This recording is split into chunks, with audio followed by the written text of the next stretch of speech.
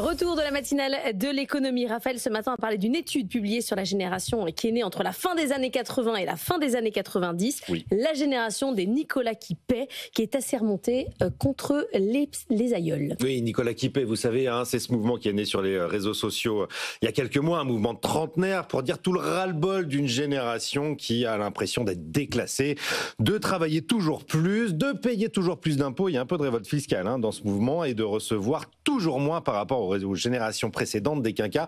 Et encore plus des boomers. Eh bien, France Stratégie, centre de réflexion rattaché à Matignon et dirigé par l'ancien ministre Clément Beaune, qu'on recevra tout à l'heure à 7h45, s'est penché sur ce sentiment de déclassement pour voir s'il était fondé. Alors, est-ce que c'était vraiment mieux avant ?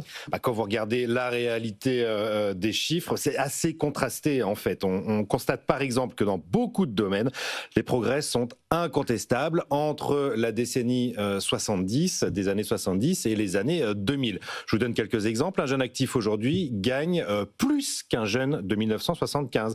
Le premier emploi, c'est 10% de plus, même en prenant en compte l'inflation. Il faut dire qu'il est 2 fois plus diplômé aussi. 1 sur 2 avait fait des études supérieures a fait en 2000, contre seulement 1 sur 5 dans les années 70. Important, côté égalité, les écarts de salaire entre hommes et femmes ont été divisés par 2 et le temps libre, lui, a progressé d'1h20 chaque jour. Ok, alors Nicolas, il a du temps. Par contre, il vit dans un trou de souris. Oui, c'est un peu le problème. Le logement, notamment. Il faut aujourd'hui 23 ans de remboursement pour s'acheter la même surface que dans les années 70. C'était 10 ans uniquement. Évidemment, les prix ont flambé, plus 70% en 50 ans, quand les salaires n'ont progressé que 34%. Donc 2 fois plus vite que la progression des salaires. Et à l'époque, le revenu moyen des trentenaires était supérieur à celui des quinquas. Aujourd'hui, il est inférieur de 13%. On le voit là, le sentiment de déclassement.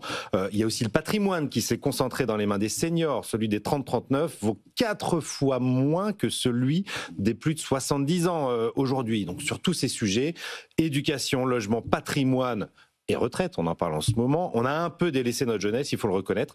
Pas surprenant dans ces cas-là que 3/4 des Français considèrent que c'était mieux avant, y compris 2 tiers des moins de 35 ans. Mais la bonne nouvelle, c'est que nos jeunes gardent quand même le moral pour l'avenir. On finit sur une note optimiste. 56% des 18-24 ans pensent qu'ils seront plus heureux en 2035 qu'aujourd'hui, contre 20% pour les Français en moyenne. Mais